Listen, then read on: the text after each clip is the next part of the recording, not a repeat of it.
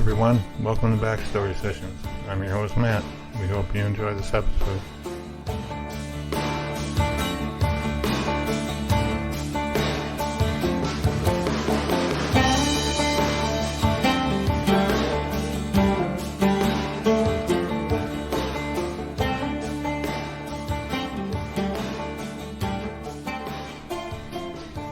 Hey everybody, it's Kat, and I want to welcome you to this episode of Backstory Sessions.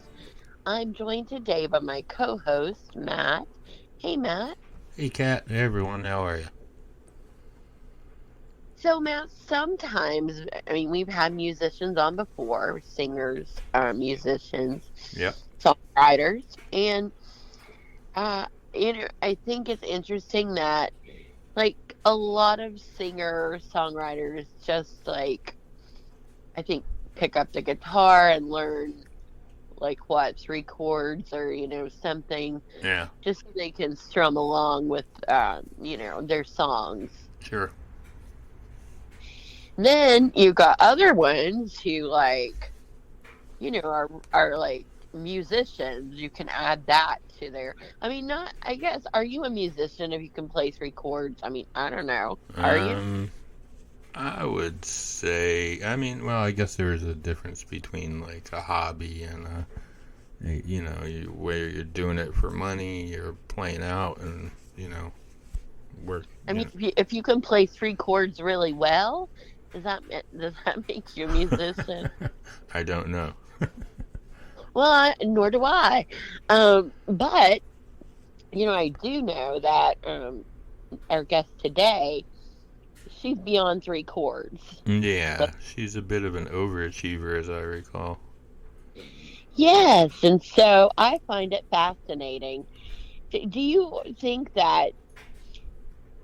anyone can achieve, that level of musicianship, or do you think you have to be born with, some kind of gift that you develop?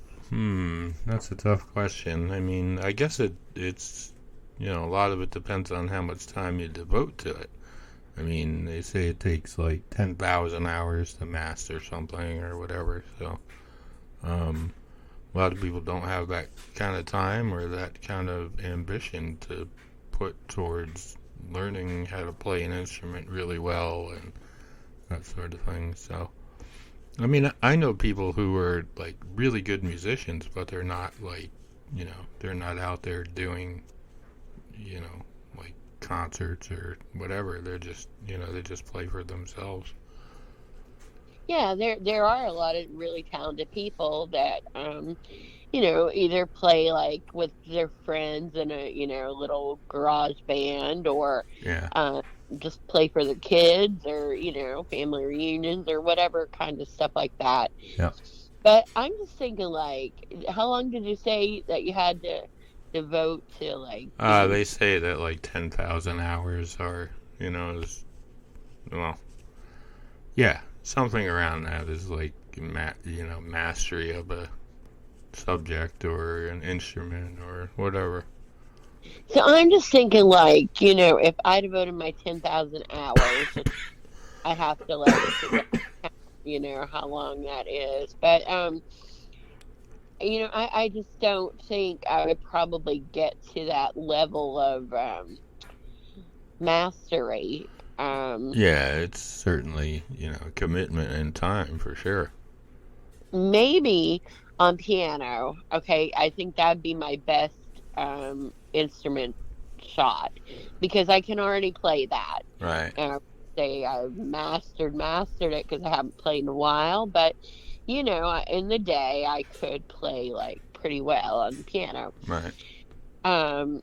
Guitar or any string instruments like that, I got blisters after I don't know, a day. I don't know how many hours that was. So, I just can't see me putting myself through that torture.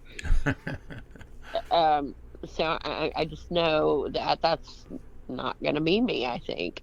Well, I guess you could get blisters playing the piano, maybe. I never did. Not one. Not one. No. Now drums, that is an instrument I would like to like put some hours into.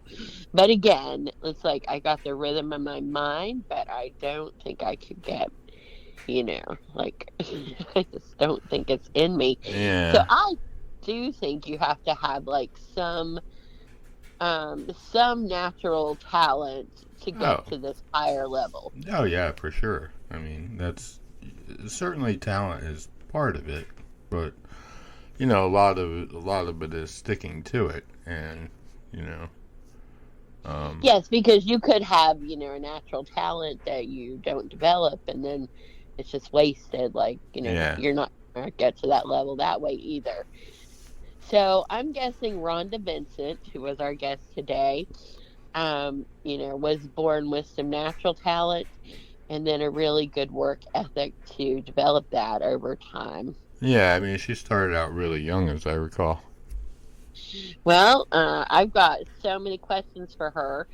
But I do want to say this: we have some really dedicated listeners and participants in our Facebook group, and we really do appreciate those people that make comments and give feedback and just listen to the episodes.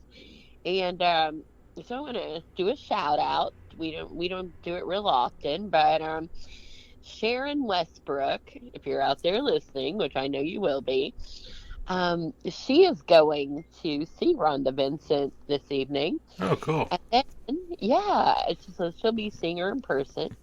And then she'll get to, listen to our podcast episode. So I think that's pretty cool. Yeah, yeah, for sure. We definitely appreciate our listeners uh, more than we tend to say, but yeah, we do appreciate everyone's comments and feedback and participation and stuff like that. That's you know, it's awesome that we've gotten a following that we have.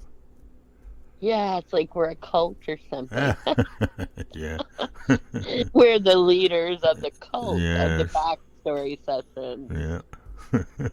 Don't drink the Kool-Aid, Matt. Yeah, yeah, yeah. I don't like Kool-Aid, do you? No, I never. What I did like though, you remember the little like they had these little white looking I don't know, straw things, but they were hard and you dipped them down into the like the powdered sugar Kool-Aid like stuff. Yeah.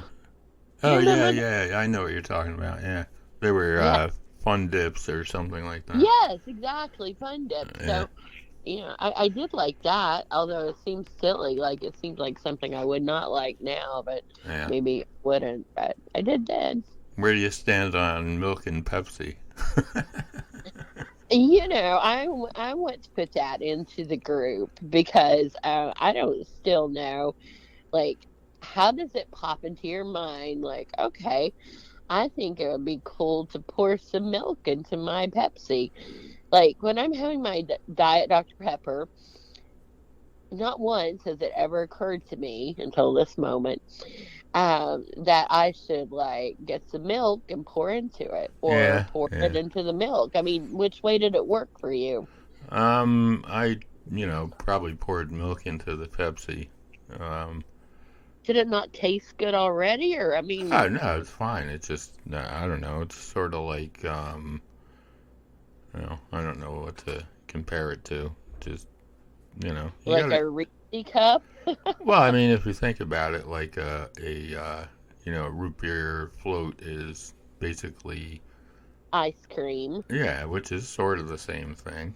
So, I mean, Right. ice cream is a little different than milk, but I mean, Yeah. if you let it sit long enough, it will be the same thing. Not quite, because this ice cream's always going to be sweeter because it does Yeah, have. yeah, true. Yeah, so I mean, I don't know where I you come up with these things, I really, think it but was something that like they used to do in like the 50s or something. I don't know why or how it all started, but I mean, if anybody out there knows, they can fill us in. is Matt the only one out there that has tried this? So I don't know. You all can leave your comments, but honestly, just pouring milk into your soda for the heck of it seems like just seems like something you would have seen on TikTok. Like, okay, here's some weird challenge. Kids go like ruin your soft drink with some milk. Well, I mean, it's like I think Pepsi is like promoting this somehow. Yes, I did see that with Lindsay Lohan. So I mean, there again is another like questionable promotion. But yeah, I guess that they are wanting people to try this and like post, on social media about it. So, I I guess it's like putting milk in your coffee or whatever. I mean, same sort of thing.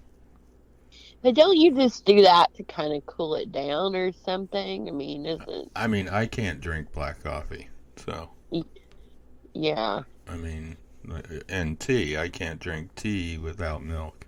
So But you can drink Pepsi without milk, right? I mean, yeah, yeah, for sure. I mean, I would say, I tried it once or twice, and that was the end of it.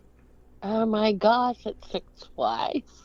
Yeah, I mean, I don't know. I mean, I don't know either. I feel like there's going to be a lot of people out there agreeing with you and saying, yeah, yeah, I did that. It's pretty cool. It tastes good. yeah, I think it's more of like well, like I said, it was big way back when, and then like it kind of petered out, and now Pepsi's like, oh, hey, let's try this new thing where you pour milk in your Pepsi, and So are you going to try it again? And I mean, can I post you on social media or something?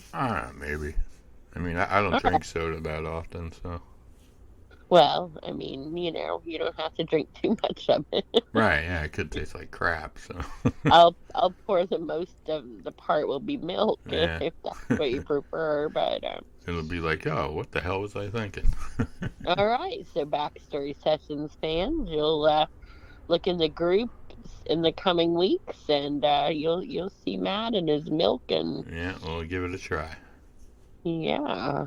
Well, I'll be behind the scenes taking the photos. I do not plan to partake. I think you should. I mean, I think Dr. Pepper is just perfect already, so don't need any milk for that. Okay. And milk is also good in root beer, too. As ice cream. Okay.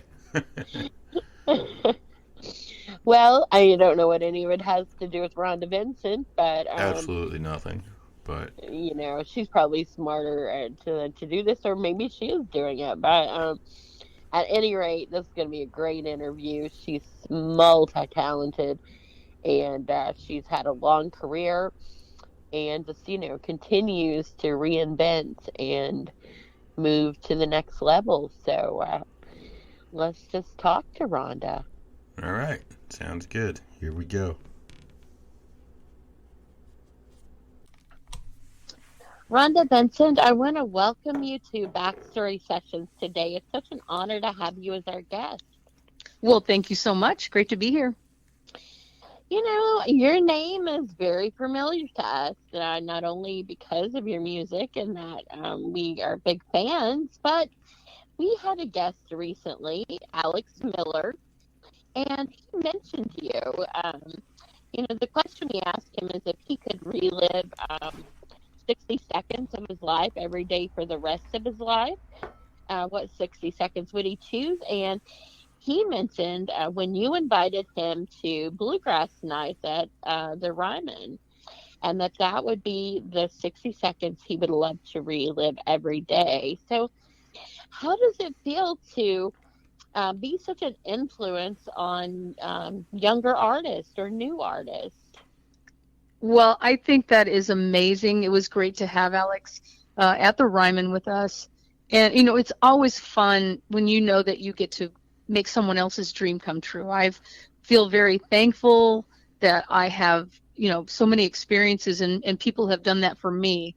So, and when they always say, giving is better than receiving, and I think that's so very true. So, and I love that, you play a song or you play the music and your performances, and the next thing you know, you have people coming up after the show, because we always sign and visit after the show, and they'll say, "Oh, I want to play like you," or I want to sing like you, and I think it's just a wonderful thing.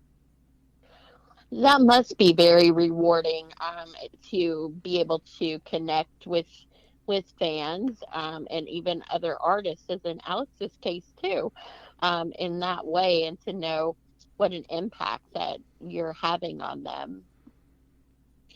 Your music, what do you think it is about your music that connects with the fans so much? Well, I think there's an authenticity in bluegrass music. It's not designed in the studio with technology where there's different sounds. Everything that we do can be replicated, exactly like what it was in the studio. The voice is the same, the instrument is the same. We choose our instruments, and specifically because we love the tone of the instrument and they fit us, right down to the strings, D'Addario strings and blue chip picks. And so we choose all of these things because we love the way they sound. Now in bluegrass, if I can be standing under the tree, or I can be standing on stage, or wherever we are just right now, talking to you. So whatever we do can be replicated, and I think that's something that people like. They're not coming to a show going, well, this is not, it sounded like this on the record, but this is not what it sounds like here. People seem to be surprised at that, the harmonies, and anyway, everything that we do, there's this wonderful authenticity. It's so real, and I think people love that. A lot of times there has been a stigma with bluegrass because they don't go out. Maybe I don't like this, or I didn't really like maybe Bill Monroe or Ralph Stanley or some of the earlier bluegrass that they've heard, but they come to our show and they say, well, I don't like bluegrass, but I like you. So I'm whatever, just so they like us and they like the music. That's all. I don't care what they call it. It's okay. So you mentioned influences that that were kind of mentors for you, or in the way that you were for Alex, someone that you could look up to. And I know Loretta Lynn, just the passing of her, I wondered if she had any role like that for you. Absolutely. I've been listening to Loretta Lynn for as long as I can remember. Now, my mother, this is taking you back to, for the folks who are born, like my guitar player, my guitar player is the youngest guy in the group, and he was born in 2000. So he's never heard of a codophone or shorthand. That's kind of a cursive writing, it's almost like hashtags long ago, right. As a whole different language. But my mother would listen to Loretta Lynn songs, and she would, by listening to the radio, write them out in shorthand. That's how my family, growing up in a musical family, that's how they learned songs. They would listen to this song, memorize the melody of the song. My mother would be writing them down in shorthand so she could type them out later. And so my mom, any brand new Loretta Lynn song, my mother was learning it. And we still have the book. My mother made a book of typed songs, and most of them are Loretta Lynn songs because we just loved her. And then it was years later when I actually got to meet with her and work with her. It was 1985. I was working with Jim Ed Brown, and we did a show with her. And after the show, she was signing, and we were standing in front of the stage. It was Loretta and me and Jim Ed. And it was the craziest thing ever.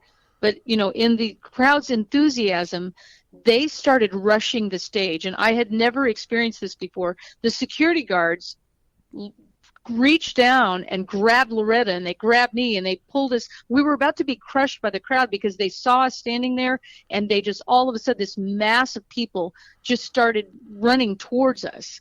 So luckily they saved us. And it's like, I remember being amazed that this is Loretta Lynn, and I mean, this is long past Coal Miner's Daughter and the movie and all of this incredible fame that she had. She's still standing out here talking and meeting and signing for everyone. I just thought that is so amazing, that no matter what her status is, and no matter how popular that she is, that she still continued to do that. So, what was the reaction of you and her? It sounds like rather scary. So, did you laugh about it like after, or? They've set chairs. I mean, it was just all happened so quickly. They just grabbed us. I'm like, what is happening to us? I had no idea. But we just got chairs, and then we sat on the stage. We sat up on the stage then, and people would bring stuff up and have them sign after that. So we just continued to do the signing. Wow. Well, that's quite a memory to have. I know, isn't that amazing? And then I saw her one other time. I have a picture from that. It's in this lavender dress.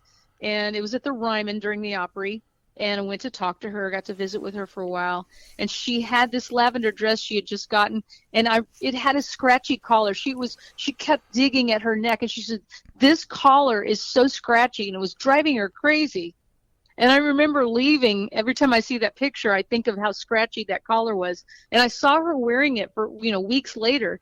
And I've always wondered, did she ever put some lining or something in that collar? Did she ever fix that dress? And I'm thinking, this is Loretta Lynn. She should not have a dress that is scratching her and driving her crazy, right? Exactly. Well, we can only hope that she did find some way to fix that, so she didn't have to continue to have a scratchy neck of all the things. I know. So what was it like growing up in a musical family?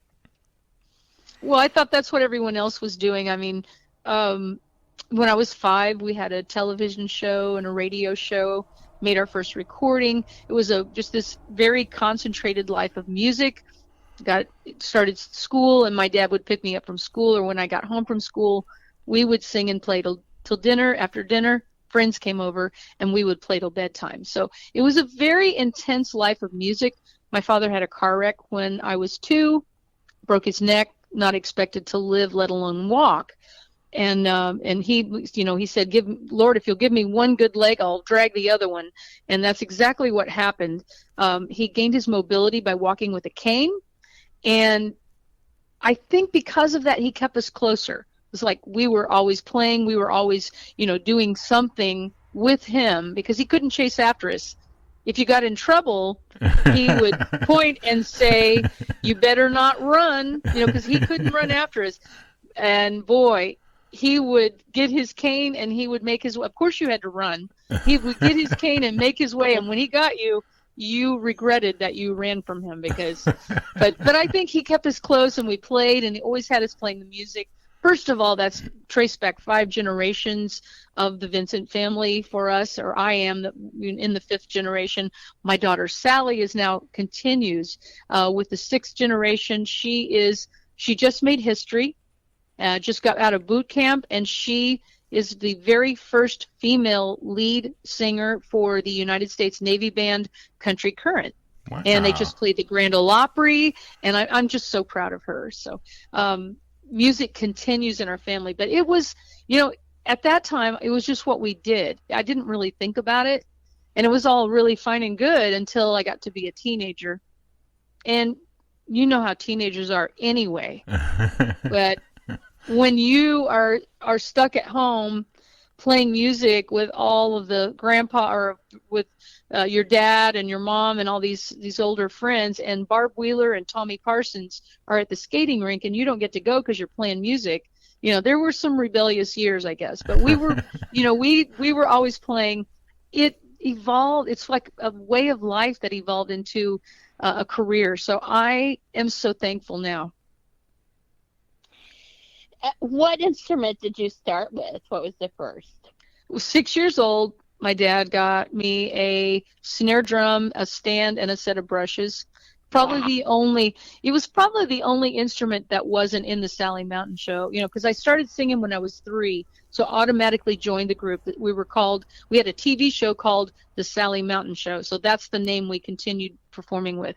But it was because it was not just the Vincent family, because it was my Grandpa Bill, my mom and dad, Aunt Catherine, Uncle Pearl, my cousin. It was, Grandpa, Mom and Dad, aunts, uncles, cousins, and it was also friends. So there was a big group of people in addition to the family called the Sally Mountain Show. So I think the snare was probably the only available instrument, Everything else was taken.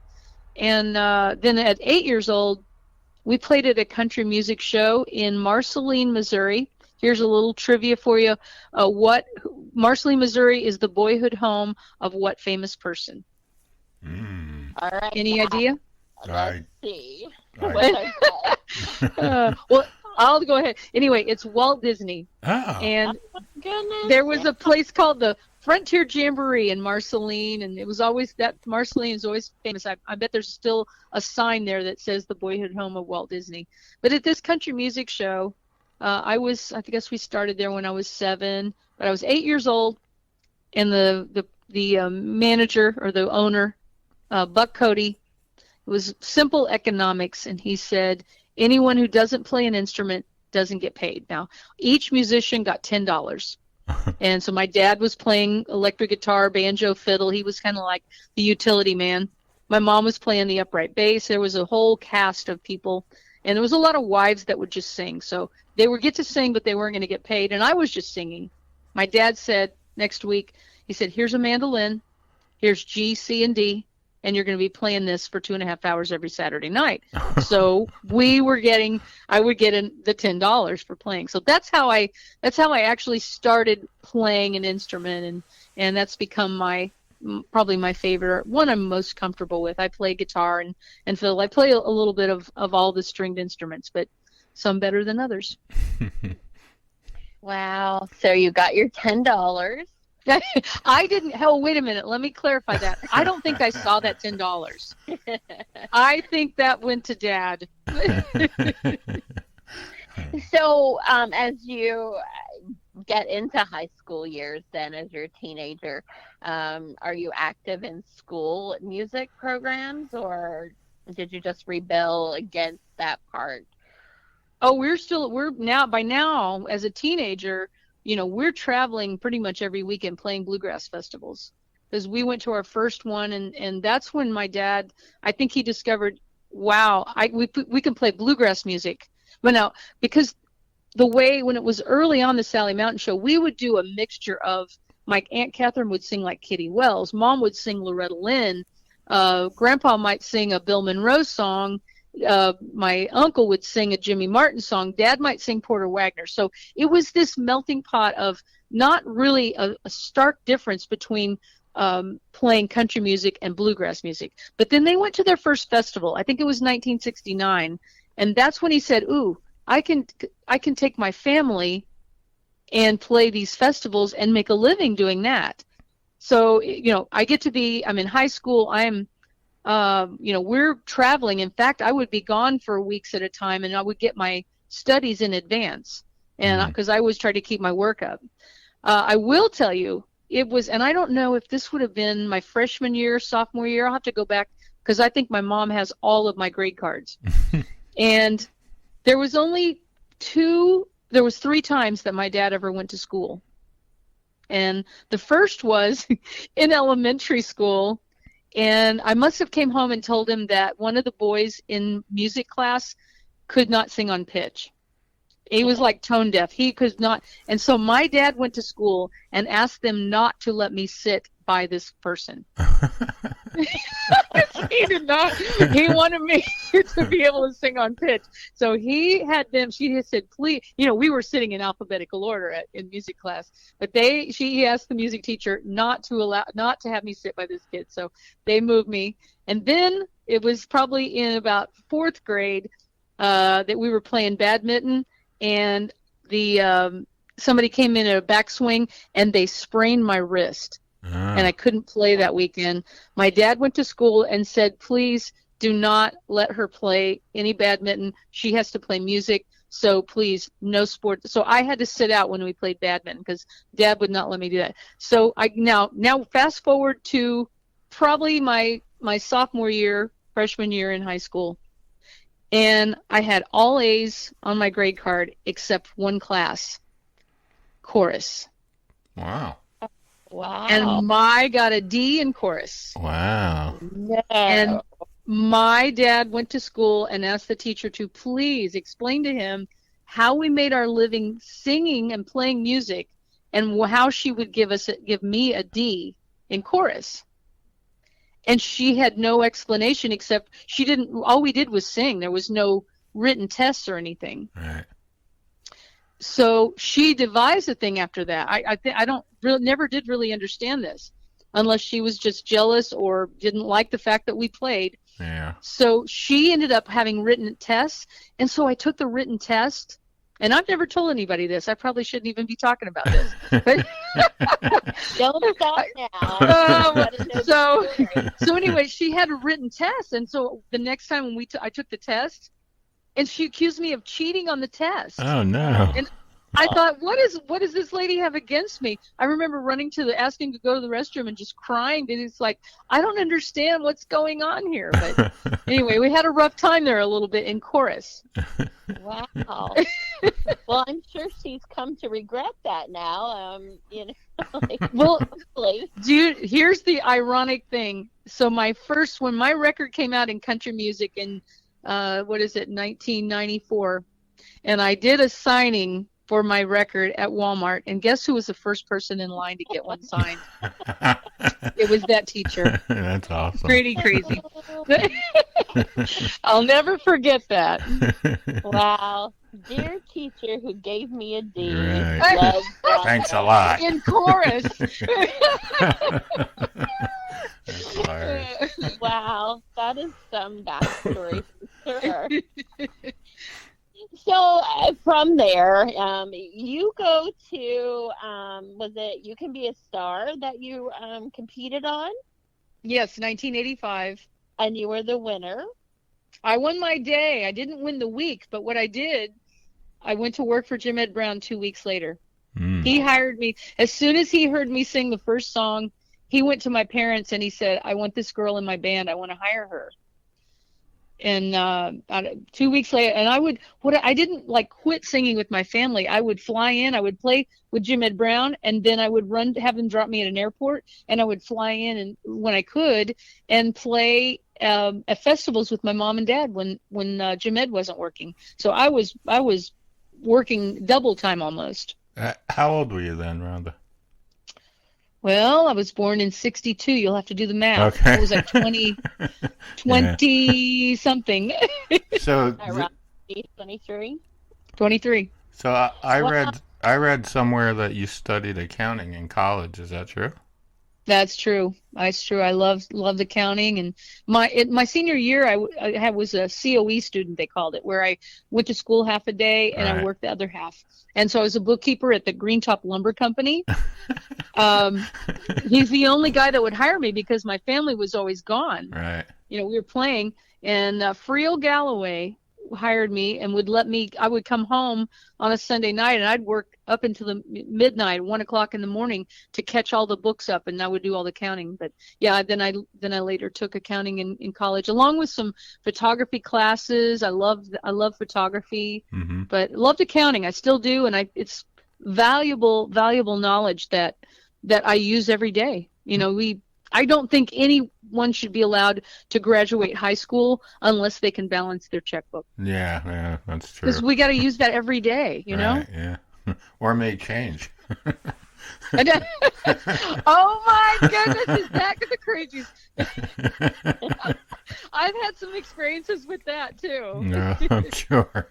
Just yesterday at the grocery store. It was $76.58, and I gave her $77. Yeah, and they just look at you blankly like. She was kind of, yeah. She thought I still owed her $6. It's like, no. That's so funny. It's crazy, isn't it? I think, yeah. So, I guess that part of it makes me think of I know you had the musical talent and you had all this practice and all the performance, but what did accounting or what prepared you for the business aspect of the business? Because music is more than just having the talent, I imagine. Well, I've traveled for most of my life, or I had, with my family. And probably my parents were the greatest teachers of, they are the teachers of pretty much everything. I'm spending most of my time. I go to school, but I only went to school to hurry home to start playing music. But even though music was this way of life, we every time we would go, every show that we did, or every weekend really. So we took the money.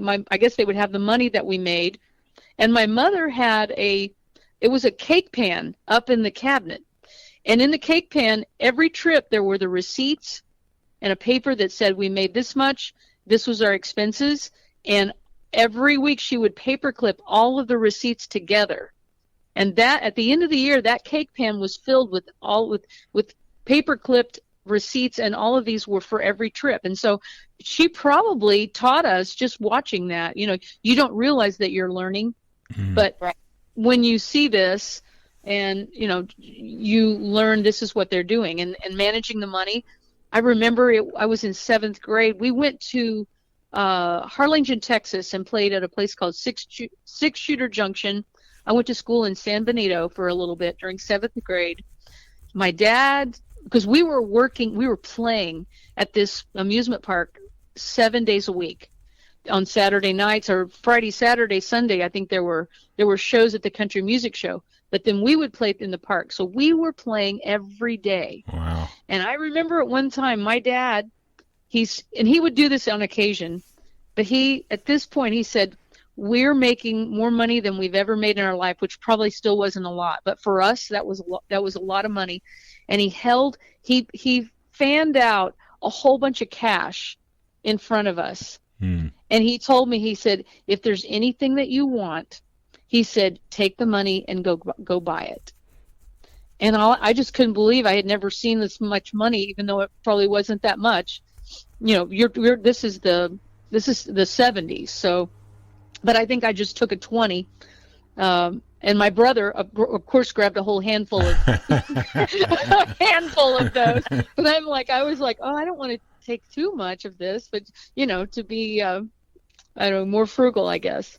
But I remember him doing that, and that would happen on occasion. I guess probably when he got a little surplus of money, he would offer us to get whatever, and my brothers would always they'd just grab a handful of money, and I should have. I don't know why I didn't do that. I should have. Do you remember what you would buy with it? Usually I would go buy records, or I remember one time I did take a little added because there was a stereo system that I wanted, and I got the money and I went to town and I bought it. That's back when you had the component. You had the speakers, and everything was in individual components. Right. Yeah. And I would each time I would add to that. So, but always, you know, probably the same thing I do today. I make money, but it usually goes back into the music that we're making in some way. I think I'm still a lot like that. I just told the guys, because we started a new project probably 2 or 3 months ago, and I just told them, this next week we're going to be in Nashville, and I said we need to spend every waking moment, you know, recording. So here goes the money back that we made from our last project that was Grammy nominated. Now we're putting it right back into a new project. And that sounds pretty exciting to have that opportunity to, you know, to reinvest into something that you want to try new, like to expand. And the Grammy, since you mentioned that, you actually won a Grammy for Best Bluegrass Album. Is that correct? That's correct. 2017, we won a Grammy for, it was a project called All the Rage Volume 1. It was on DVD and it was on CD. So always very exciting to win a Grammy. And this year I got to go out we were nominated, and I went out to Las Vegas to the Grammys. So it's just a wonderful, fun experience. I met so many new people, and I just started, you know, there's so many outfits. Everybody's got some of these wild and crazy costumes. And I just started going up on the red carpet and saying, any beautiful gown or whatever I saw, I would just say, hey, can we get a picture together? And I saw this gal, did not pay attention to who it is. I just saw the gown. The chain cape she had on was $30,000. I can't imagine what the dress was. Wow. But I got a picture with her and visited with her for a second, and as I turned around, it was Paris Hilton. And so that's one of the fun things that I love about the music business and getting to go to things like this. You meet people from all different walks of life and all different genres. Have you ever been starstruck with anyone that you've met? I would say I was a bit starstruck when I met Elton John. He is just so, I mean, has done everything. His music is amazing, and we were just so fortunate to get to. I got to do a duet with Dolly on the Bernie Taupin Elton John tribute project they did, commemorating their 50 years of music. Right. And so from that, and we had a #1 bluegrass song. The song was Please, and it became a #1 bluegrass song. And they brought me in, and I got to meet Elton after his show in Nashville. And he just wrapped his arms around me, and he said, "I've never had a #1 bluegrass song before." And I'm thinking, this is crazy. This is Elton John. He's done everything. But so nice. Oh, that is nice. And so, what is next for you? I mean, you've made it to be inducted into the Opry. You won a Grammy. You won competitions. What is the new project that you're investing in? What do you? I mean, that's always the challenge. I think is making something unique that you haven't done before. So I always try to, what can we do this time that we haven't done? And this one is taking, and it's interesting too as you get started recording, the turns that it might take that you didn't really expect, or the cover, or there's just so many different elements to it. So we're kind of in the, it's in the beginning stages. We've tracked it, and I think I'm going to have some surprises that people would never expect. Like the last one we did, I think the first bluegrass version of Unchained Melody. And no one saw that coming. And so I think we have kind of the same on this new one. It has taken on a theme of destinations is kind of going to be the theme of this. So the songs are kind of dictate different destinations. Interesting. So now my curiosity is piqued. Oh, good. When do you think? Sometime next year, or like early next year? Yeah, I would say it'll be next year at some point. We've just started it, and it usually takes a bit to get all the recording done and just the entire process. And we're probably beginning our busiest time ever of the year. So it'll be at least first quarter, second quarter of next year probably. Exciting. Well, Matt, what do you think? Yeah, sure. Certainly sounds pretty interesting, and sounds like you're gonna be busy or you're already busy. Like how many shows do you do a year now? Has it slowed down any, or you? I mean, we've just from 2020 doing 0 shows. Right. We're now ramped up to where I just had that discussion with my agent today. It's like we probably are going to have to start scheduling a time, some breaks. My musicians, they have small children. My children are grown. I have a grandson now, but my musicians have certain times they want to see their children. So if I want to keep a band, I need to be conscious of that. And so we're probably going to build in, it's kind of scary because after 2020, it's like, who thought that could ever happen? Right. So you really want to say, hey, let's just keep this going, because what if it stopped again? Right. And they're all like, hey, I need off on Christmas, I know. Well, we take off Easter and Christmas and Thanksgiving. But other than that, we're pretty much fair game. People say, oh, are you on tour? It's like, listen, we stay on tour. So never come off the road. No, it's pretty much every week. And that's what my agent was telling me.